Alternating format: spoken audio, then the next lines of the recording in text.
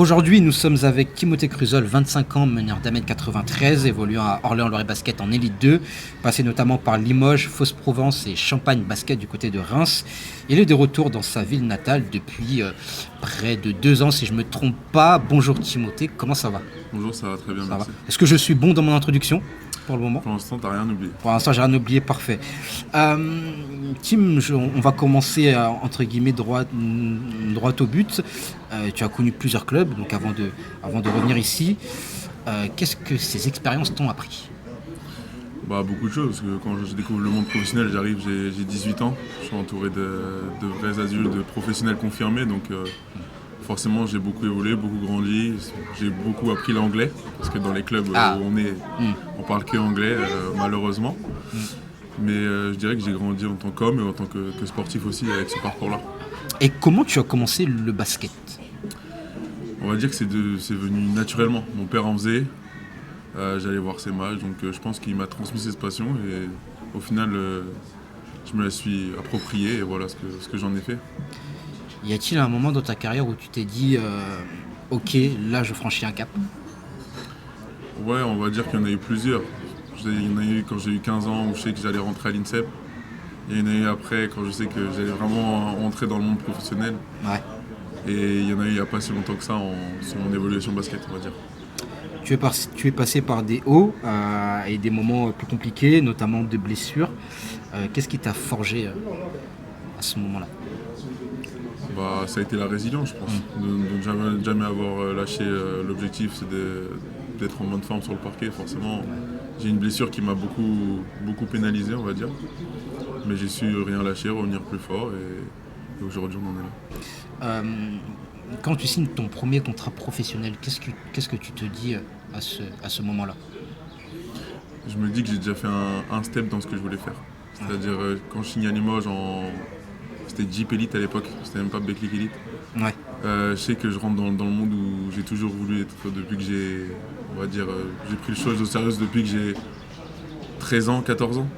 Okay. Et je pense que c'était le premier pas pour me dire ça y est, je suis lancé, maintenant il faut faire un peu plus. Champion d'Europe chez les jeunes, ça représente quoi aujourd'hui dans ton parcours? C'était énorme. C'était la première compétition internationale avec les moins de 16 ans, avec beaucoup de grands joueurs. Maintenant sont Théo Malédon qui est au Real, Yannick c'était toujours aux États-Unis, Malcolm Casalon et encore. Mais c'était énorme, mais franchement la joie que j'ai eue, même la joie de mes parents à travers moi, c'était fou cette expérience-là. Tu es natif du coin, comme je l'ai dit dans mon introduction, revenir à Orléans, dans ton club, ça représente quoi pour toi? Une fierté, parce que quand j'étais petit, j'allais voir les matchs de l'OLB, de l'Entente à Arlène. De l'Entente, à l'époque. C'est vraiment une époque. Et c'était pas dans votre grande salle, hein. Non, c'était pas Comet. Hein. C'était Palais des Sports et quand ils jouaient en Euroleague, ils jouaient au Zénith. J'allais voir ces matchs-là, donc pour moi c'est une fierté. J'ai toujours rêvé par eux de faire du basket et y être maintenant, c'est magnifique. Est-ce que, en étant natif d'ici, est-ce que tu ressens une forme de pression à jouer à l'Arena Comet, puisque vous jouez devant 6 000, 7 000, voire 8 000 personnes à chaque fois? Je pense que moi je ressens un peu plus la pression que les autres parce que effectivement je viens d'ici. Et j'imagine qu'il y a tout le monde. Je connais énormément de monde ici. C'est ça. Ouais. Donc quand je fais les choses bien, c'est très bien. Quand je fais les choses mal, je sais que ça peut aller très vite, ça peut très bien vite parler sur moi. Donc c'est sûr qu'il y a une petite pression en plus, je pense, que les autres. Quand Orléans te recrute, est-ce que tu peux nous expliquer un peu la phase de recrutement d'avant, comment ils t'ont contacté? Parce que je sais qu'au début, tu t'entraînais énormément, mais il n'y avait pas de contrat derrière. Toi, tu attendais un contrat. Comment ça s'est fait? C'est ça, en fait, à la sortie même pas à la sortie, pendant la saison à Fos-en-Marche, je me blesse aux ischio. Donc je me fais opérer, j'ai 4 mois de convalescence, tout ça. Et pendant l'été, j'ai des contacts avec plusieurs clubs. Tous les clubs n'ont pas forcément confiance, n'ont pas forcément l'envie de me recruter à ce moment-là parce qu'ils n'ont pas de certitude sur comment je vais revenir de ma blessure. Donc vu que je viens d'ici, l'été je le passe ici. Je dis à l'ami qu'il faudrait que je m'entraîne. Donc il me prend en partenaire d'entraînement. Et au fur et à mesure des semaines, ça a duré 2 mois où j'étais partenaire d'entraînement parce que je crois que je signe en octobre. C'est énorme. Je crois que je signe en octobre, ouais. Et ça s'est fait comme ça, naturellement. J'ai su prouver à l'entraînement que je pouvais prendre une place dans cette équipe et ça s'est fait comme ça. Et durant les 2 mois, Qu'est-ce qui s'est passé? Est-ce qu'à un moment donné, tu doutais? Est-ce que tu essayais de voir s'il y avait d'autres clubs? Oh, Parce bah que tu oui, n'étais pas sûr. forcément. Je cherchais un club de toute façon. Je voulais juste m'entraîner pour garder le rythme, la forme, on va dire. Mais les débuts étaient durs. Franchement, c'était mes premiers entraînements collectifs en reprise comme ça en août. Et il y a beaucoup d'intensité avec le coach qu'on a aujourd'hui. Ouais. Donc il y a eu des moments où j'ai douté de comment ma jambe allait revenir, mais maintenant ça va. C'est quoi les objectifs aujourd'hui avec Orléans? Bon, j'imagine que c'est la montée. Mais concrètement, vous, entre vous, qu'est-ce que vous dites? Voilà, c'est quoi l'objectif? Et surtout avec les nouveaux investisseurs qui viennent d'arriver. Ouais, bon, les nouveaux investisseurs, c'est pour l'année prochaine. Mais en tout cas, pour cette année, l'objectif, il n'a pas changé. On veut monter. Là, on sait que maintenant, ça va être que par le biais des playoffs. On sait que c'est très compliqué avec l'équipe qui descend de Pro A. Mais je pense qu'on a l'équipe pour faire ça. En vrai de vrai, on a joué toutes les équipes. Il n'y en a aucune en Pro B, en tout cas, qui nous font peur. Et je pense que si on établit nos plans de jeu, nos bases défensives, on peut le faire. C'est quoi ton rôle aujourd'hui dans le collectif d'Orléans? On va dire que je suis celui qui organise sur le terrain. Je suis celui qui apaise aussi tout le monde. Parce que je sais que les gars sont beaucoup dans les émotions. Moi, j'ai ce tempérament à rester calme. Et quand ça devient le feu sur le terrain, je sais qu'il faut que je sois là pour tempérer. Et je suis aussi le relais du coach en vrai, parce que je suis meneur, je commence les matchs maintenant. Je donne beaucoup de conseils à tous mes coéquipiers et eux aussi en retour. Donc on va dire que c'est ça. C'est quoi la différence entre Orléans, Limoges, Fos-Provence, Champagne Basket? Dans le club, dans le basket Dans le club, dans le basket, la façon de jouer Bah, de toute façon, la façon de jouer, elle change en fonction des coachs. On va dire, il n'y a pas forcément une étiquette, un club, il joue comme ça. C'est en fonction des clubs. Le club, franchement, à Orléans, j'ai jamais vu rien de tel. Avec la structure qu'on a, c'est vraiment... Pour l'emmener en Pro A, ça serait vraiment bien, parce que ce club mérite, la structure en tout cas, est prêt à accueillir ce genre d'événement. Et on va dire dans le basket, c'est aussi énorme de jouer devant autant de monde. Bon, j'ai fait Limoges. Limoges, c'est aussi quelque chose. C'est aussi quelque chose. C'est une ville de passion. C'est énorme. Je le compare souvent à Marseille au foot. Okay. Mais c'est presque pareil. Les gens sont fous de basket là-bas. Ils sont prêts à tout sacrifier pour venir voir du basket. Orléans, pour l'instant, je pense qu'avec l'Arena, ça pousse les gens à venir au basket. Mais je pense qu'on n'est pas encore connaisseurs de basket. On est plus spectateurs, tu vois. Ah ouais. Je pense. Pourquoi tu dis ça? C'est quoi? C'est l'ambiance dans le public?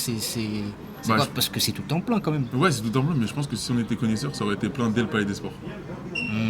Ouais. Si on était vraiment mordu de basket, je pense que ça aurait été plein dès le Palais des Sports. Et là, c'est le fait de l'Arena. C'est un beau spectacle, je dis pas. Franchement, être à Orléans, c'est magnifique. Et au quotidien, jouer dans cette salle, mais c'est magnifique.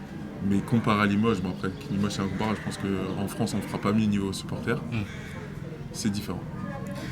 Sur quoi le coach, donc Lamine, insiste le plus avec toi en ce moment?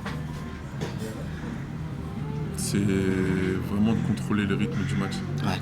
C'est-à-dire d'être le patron sur le terrain, de gérer. Et après, avec tout le monde, c'est la défense. Parce que lui, c'est un mordu de défense. Il ne lâchera jamais sur ça. Tu te sens à quel moment le plus dangereux sur le terrain, toi? Je me sens le plus dangereux après un pick and roll. C'est-à-dire, c'est quand le pivot vient te porter un écran pour te libérer un espace. Et là, je sais que je peux lire la situation et distribuer à tous les coéquipiers que je veux. À titre personnel, toi, c'est quoi tes objectifs? Mes objectifs, c'est d'aller le plus haut possible, on va pas se mentir. Après, c'est un peu bateau comme phrase, mais d'abord retrouver la Betclic Elite. Déjà, premier objectif à moyen terme. Et à plus long terme, jouer une Coupe d'Europe, j'espère. Est-ce que tu penses à l'Amérique aussi? Tu penses aux États-Unis Franchement, non. Franchement, j'ai jamais été quelqu'un qui a pensé aux États-Unis. Ok. Quand je suis sorti de l'INSEP, j'avais possibilité d'aller là-bas. Mais franchement, je suis vraiment quelqu'un d'intéressé par le basket européen. Ouais. C'est quelque chose qui m'intéresse plus. T'es encore sous contrat avec Orléans. Là, tu avais re-signé 1 an, si je ne me trompe pas. C'est ça. Qu'est-ce qui va se passer à la fin de cette saison? Bah, comme toutes les saisons, on voit. On va voir. On ne sait pas trop encore. C'est un peu tôt, mais ça commence. Le marché, je sais que le marché commence. Donc pour l'instant, je suis focalisé à finir la saison avec Orléans. Faire le mieux possible, essayer de les faire monter. Et après, on verra ce qui se passe pour moi, personnellement. Tu parlais à un moment donné de tes blessures. Qu'est-ce qui t'a permis de te maintenir la tête hors de l'eau et surtout, comment tu les travaillais? Enfin, comment ça se traduisait dans ton travail, ça? Franchement, ce qui m'a permis de tenir la tête hors de l'eau, c'est d'abord ma famille. Ils étaient toujours en soutien avec moi. C'était pas compliqué. J'étais tout seul à Fos-sur-Mer. Fos-sur-Mer, c'est très loin d'ici. Donc ils faisaient des allers-retours pour venir me voir. Et après, ça a été l'envie de retrouver le parquet le plus vite possible, qui a fait que j'ai travaillé pour la réathlétisation avec mon kiné qui était là-bas à Hervé. Et ensuite ici, reprendre le basket. Moi, j'ai eu Mérédis à mon micro qui, lui, fait énormément de boulot en dehors des heures, des heures avec vous. Est-ce que toi aussi, tu travailles énormément en dehors on travaille en dehors. Après, ça dépend des semaines, on va dire. Sur les semaines à 2 matchs, c'est très compliqué parce qu'on a besoin que le corps se repose. Mais les semaines à un match, je sais qu'on peut aller voir le prépa physique, dire qu'on se rajoute une séance avec nous. On peut aller voir aussi l'entraîneur individuel qu'on a. On planifie nos séances. Okay. C'est ce qui est en dehors de l'entraînement obligatoire collectif, on va dire. Okay. Donc chaque joueur le gère comme il veut, mais oui, on se rajoute souvent des séances. C'est quoi le niveau en Élite 2? Le niveau, c'est-à-dire Est-ce que pour toi, c'est un très bon niveau? Ou est-ce qu'il y a de très bons clubs ou est-ce que c'est assez homogène, tout le monde peut battre tout le monde? Non, je pense qu'il y a une surpuissance. Franchement, on va pas se mentir, il y a quelques clubs qui dominent un peu cette division. Mais sur un match, dans cette Élite 2, surtout à l'extérieur, dans des salles où c'est très compliqué de jouer, je pense à Évreux, Aix-Maurienne, des toutes petites salles, tout le monde peut battre tout le monde. Je pense que ça l'a prouvé cette saison et toutes les saisons d'avant. Tout le monde peut battre tout le monde, mais le niveau, je pense qu'il évolue d'année en année. Parce qu'il y a 3 ans, quand je débarquais, c'était pas le même niveau. Et là, c'est un peu plus fort. Le basket chez toi, ça a toujours été inné? C'est toujours ce que tu voulais faire? Ouais, ça a toujours été ce que je voulais faire. Et dès que j'ai commencé, j'ai su que j'allais aimer ça. Forcément, au début, c'était vraiment que pour le plaisir, retrouver les copains, quoi que ce soit. Mais dès qu'on a commencé à rentrer dans les sélections départementales, c'est-à-dire, je pense que c'était en U11, à 11 ans, j'ai su que ça pouvait devenir un peu plus sérieux. Là, aujourd'hui, tu as 25 ans, tu es encore très très jeune. Qu'est-ce qui te ferait encore plaisir? Voilà, qu'est-ce que tu n'as pas encore accompli dans le basket? Énormément de choses, j'ai envie de te dire, mais à la fois, j'ai accompli aussi des choses. Mais ce que j'aimerais, c'est comme je dis, peut-être l'étranger, ça me tente. Ouais, plus l'Espagne. Ouais, l'Espagne c'est vraiment le meilleur championnat d'Europe, donc forcément ça tente. Mais franchement, de vivre une expérience comme ça, je pense que ça me plairait. Tu parles aussi de vivre une Coupe d'Europe, tu penses à l'Euroleague? Ouais, Euroleague ou Eurocup. Eurocup, je l'avais déjà vécu à Limoges la première saison. Ok, et ça s'est passé comment? C'était très compliqué. Ouais. Cette année-là à Limoges, c'était très compliqué. On est d'arriver, tout le monde, il y avait 10 nouveaux pros. Okay. Un nouveau coach, un nouveau directeur sportif, on repartait tous sur une feuille blanche. Ça a été une année très compliquée. Après, il y a eu le Covid directement. Ouais. Donc, en Eurocup, c'était très compliqué. En championnat, ça allait encore. C'est quoi une journée type de Timothée Cruzel? Une journée type de Timothée Cruzel, c'est... Allez, on va prendre si on a 2 entraînements. C'est réveil 8h. Très dur parce que je suis pas du matin. Très compliqué. Okay. Je me prépare, je fais mes trucs, 9h muscu, 10h entraînement jusqu'à 11h30, 11h45 on va dire. On prend notre douche, on rentre chez nous, on mange, sieste, une grosse sieste si possible, 1h30 si possible. Et après entraînement 16h jusqu'à 17h30, je fais mes soins avec la kiné, Charlotte, et fin de journée. Et le jour de match? Le jour de match, ça me ferait pareil, réveil un peu plus tard parce que le shooting est à 10h, donc au réveil 9h, shooting de 10h à 11h. Vous avez forcément un shooting avant? Forcément, tout le temps. Ok. Ça dépend, mais avec la mine, on fait tout le temps. Si des fois on a des matchs à 15h, je sais que dans d'autres clubs on n'en avait pas des shootings. D'accord. Mais là cette année on a eu. Donc ça, 10h, 11h shooting, on rentre chez nous, on mange, pareil sieste et match, 21h. Est-ce que tu parlais du public à l'OLB, moi j'ai envie de parler un peu de l'ambiance, alors pas forcément que à l'OLB, mais en France, est-ce que toi tu trouves qu'on est encore loin du système américain? Je te parle au niveau des shows, au niveau voilà. Mais je dirais même pas jusqu'à américain. Je dirais juste européen. Européen, ok. J'ai vécu avec l'INSEP, on allait faire l'Euroleague Junior. Ça s'appelle l'Euroleague des moins de 18 ans. Qu'on a gagné d'ailleurs. Et on allait pour les tournois, on allait à Kaunas, à Zalgiris. Et on allait voir un match là-bas. C'est totalement différent. Ambiance. T'as 15 000 fous furieux dans les tribunes. 15 000 personnes en vert qui crient et tout. Et de tout âge, hein, des vieux, des jeunes, tout.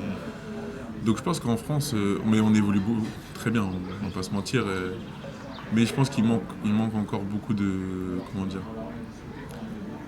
d'investissement sur le basket, je pense. Je pense que c'est ça, parce que quand je te parle de la Lituanie, c'est le sport numéro 1 là-bas. Donc je pense que ça se voit. Et même si le basket évolue bien en France, je le répète, on en est loin encore. Mais les États-Unis encore à des années-lumière, on va pas se mentir. Ouais, c'est vrai que je suis un peu trop ambitieux, je suis parti un point trop loin. Est-ce que tu as une anecdote à nous faire partager, que ce soit tes débuts à Limoges, ici à Orléans, peut-être avec, je sais pas, peut-être le coach, avec un collègue, non, ou genre, sur toi-même? Une anecdote que je pense que personne dans le public connaît, mais je pense que dans le club, maintenant elle est connue par tous. Un matin, je crois que c'était un lundi ou un mardi, il y avait entraînement à 9h, je crois. Et moi, comme je suis quelqu'un qui aime bien dormir. T'es un dormeur. Je suis un dormeur. Et j'ai oublié mon réveil ce jour-là. Ok. J'ai oublié mon réveil. Et vu que je suis un dormeur, 9h ça passe. 10h ça passe. J'arrive vers sur les coups de 10h30. On tape à ma porte. L'entraînement est à 9h, je rappelle. Je vais à la porte. Au début, j'écoute, j'entends pas. Hein. Ça sonne et tout. C'est Philippe Peset qui vient me réveiller et me dire Tim, tu fais quoi? Donc il faut voir la scène. Il arrive, je suis en caleçon de chez moi, j'ouvre la porte. Il me dit mais Tim, tu fais quoi là? Je dis je dormais. Il me dit mais il y a entraînement, vas-y prépare-toi. Tout le monde a eu peur. Je pensais que quelque chose t'était arrivé. Parce qu'ils étaient arrivés devant chez moi, ils voyaient pas ma voiture. Ils se disaient ça c'est louche. Et ils arrivent chez moi, ça sonnait, ils ont sonné pendant 10 minutes, ils m'ont dit rien, pas de. Ils ont toqué, là j'ai ouvert. Et en fait, faut dire que quand je suis arrivé au gymnase, j'ai eu un accueil assez froid par la mine, mais ce qui est normal, hein, on va pas se mentir. Oui. Mais je pense qu'il a eu plus peur qu'il m'arrive quelque chose. Il était soulagé de me voir, mais furieux de me voir en retard quand même à l'entraînement. Incroyable. Tim, on va jouer à un petit jeu, comme je ne m'emmerde pas avec les noms, ça s'appelle le jeu de KS qui est mon nom de famille, hein. Je me foule pas trop. Si tu n'étais pas basketteur, tu serais quoi aujourd'hui? Kiné, je pense. Je serais resté bon dans le monde du basket, ouais. Et j'aimais beaucoup ça. Ok. J'étais un scientifique avec lui. Ah, une tête donc. Une tête, je sais pas, mais scientifique en tout cas. Scientifique en tout cas. Le joueur NBA qui t'inspire le plus? Qui m'a inspiré le plus, et paix à son âme, c'était Kobe Bryant quand j'étais jeune. Et est-ce que tu as une référence en Europe? Peut-être à ton poste? En Europe? Non, d'autres de Colo. C'est une très bonne ref. Ouais. Le coéquipier le plus sous-coté de l'équipe? Le plus sous-coté de l'équipe? Je sais pas s'il y a des gens sous-cotés cette année. Ou peut-être le coéquipier... Qui était le plus sous-coté, je pense, c'était Lionel, parce que je pense qu'on le voyait que dans sa phase défensive, alors qu'il peut apporter beaucoup des deux côtés du terrain. Je pense que c'est ça. Ton rituel avant match? Café, avec Ludo. Okay. Avant le match dans le vestiaire. Ok. Tout le temps. Ok. Mais toi, tu sors pas avant? Parce que tu sais, il y en a qui sortent avant. Ouais, moi je suis très team. M'échauffer longtemps, c'est relou. Quoi. Ouais, c'est chiant. Ouais, je peux te comprendre. Est-ce que tu as un message pour les jeunes d'Orléans qui rêvent aussi de suivre ton parcours? C'est d'abord voir par le plaisir. Hein. Ouais. Voir par le plaisir, parce que je pense que dès qu'on a du plaisir, on peut évoluer que de la bonne manière. Si tu devais résumer ton retour à Orléans en une phrase? Émouvant. Car on a gagné les titres Leaders Cup. Donc, 2 fois d'ailleurs. Émouvant et jouer devant ma famille, donc c'est le mot qui me vient à l'esprit. Tu me fais une très belle passe, c'est vrai, vous avez gagné la Leaders Cup 2 fois, 2025-2026, donc le doublé. Comment tu l'as vécu ce moment-là? C'était fort, parce que c'était mes premiers titres en professionnel. Donc ça fait forcément quelque chose, et en plus avec ce groupe de potes qu'on était, c'était magnifique. Les supporters qui ont fait le déplacement chaque fois, et qui nous attendaient devant Comet à chaque fois. C'était beau, franchement, c'était un bon moment. Tu as connu les 2 finales, la première finale. Comment tu la prépares, comment vous la sentez dans le groupe? Vous ne l'avez pas encore remportée, donc c'est la toute première finale. Première finale, on est assez confiant parce qu'on a fait une bonne semaine de préparation, même si le match d'avant, je m'en rappelle de tête, on avait perdu à Denain. Mais on était quand même sur une bonne dynamique avant ça, donc on était assez confiants, sûrs de nos forces. Et Boulazac, c'était une équipe qui ne nous faisait pas forcément peur. On savait que si on mettait l'intensité, ils allaient craquer. Et vous l'avez remportée. Et la deuxième finale, du coup, sachant que vous êtes les tenants en titre, on vous attend au tournant. Comment ça s'est fait la préparation? De la même manière, en fait, à chaque fois avant les finales, on a une grosse semaine d'entraînement. Des gros blocs, on prépare bien l'adversaire. Donc tous les jours, on défend sur l'adversaire, on attaque sur l'adversaire. Donc on va dire que quand on arrive le dimanche, on est paré. Après, sur l'adversité qu'il y avait, c'était beaucoup plus fort, je pense. Parce que Rouen, cette année, c'est une équipe assez costaud, assez construite et même bien coachée, on va pas se mentir. Mais pareil, je pense qu'en Elite 2, en tout cas, il n'y a personne. Il y a des joueurs, mais aucune équipe qui peut matcher sur notre intensité qu'on peut mettre sur le terrain, je pense. Ok.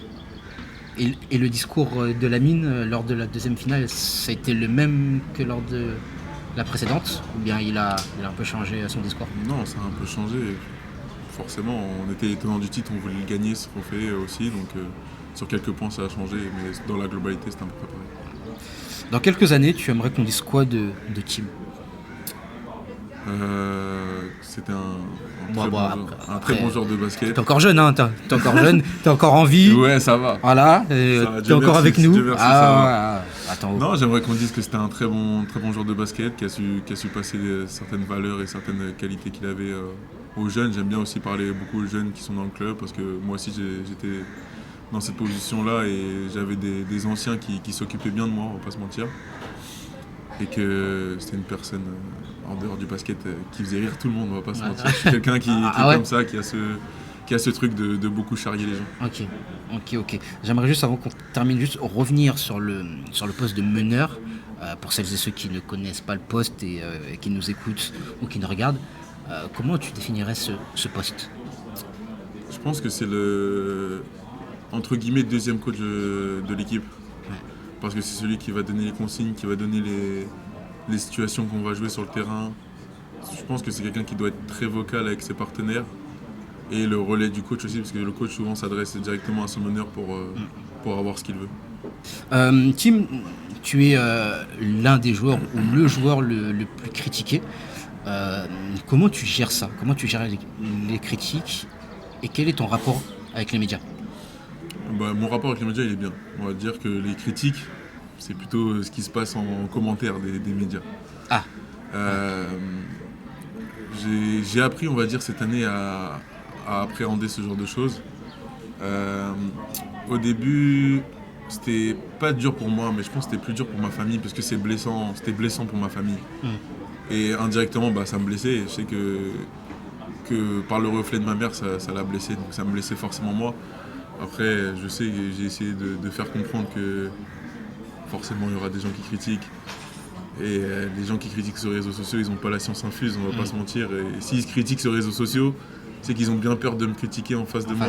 Parce que je pense que s'ils me critiquent sur les réseaux, c'est qu'ils étaient au match. Après, j'imagine que toi-même, tu sais quand est-ce que tu as fait un bon match, quand est-ce que tu as fait un mauvais match. Exactement. J'ai assez de recul sur moi-même pour savoir ce genre de choses. Mais c'était au-delà de la critique de il a fait un mauvais match ou pas un mauvais match. Ça allait beaucoup plus loin que ça. Okay. Donc moi, entre guillemets, je m'en fiche parce que je m'en fous de l'avis de ces gens-là. Je prends les avis des personnes qui m'entourent, du coach en premier lieu. Et j'essaye de faire abstraction de ça. Tim, toi, qu'est-ce que tu apportes sur le terrain et en dehors? Alors sur le terrain, c'est assez simple. Par le rôle de meneur de jeu, c'est-à-dire créer pour mes coéquipiers. Les gens ne le voient pas forcément, mais je crée énormément pour mes coéquipiers. Même si je ne fais pas la passe décisive, je fais la passe avant la passe décisive qui crée l'espace et qu'on retrouve en bout de chaîne nos meilleurs marqueurs, nos shooters, Tommy, Lorenzo, Ilan, même Nathan à l'intérieur. C'est ce que je fais sur le terrain, c'est-à-dire appliquer les consignes, créer du jeu pour mes coéquipiers, créer beaucoup d'espace, de décalage pour que eux soient dans les meilleures positions possibles. Aussi beaucoup de défense forcément, parce que le meneur d'en face, il faut que je le calme aussi. Et je sais tempérer l'équipe quand il le faut. Cette année, on a une paire de meneurs à l'OLB qui j'aime bien dire, c'est le feu et la glace. On a Siriman qui est le feu et qui excelle dans ce qu'il fait, et moi plutôt la glace, qui est quelqu'un de tempéré et qui sait calmer mes coéquipiers comme il le faut. Donc ça, c'est sur la partie, on va dire, terrain.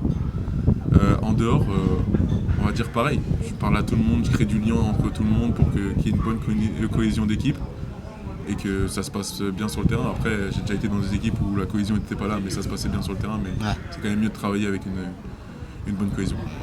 Et j'imagine que vous sortez aussi peut-être ensemble, en groupe.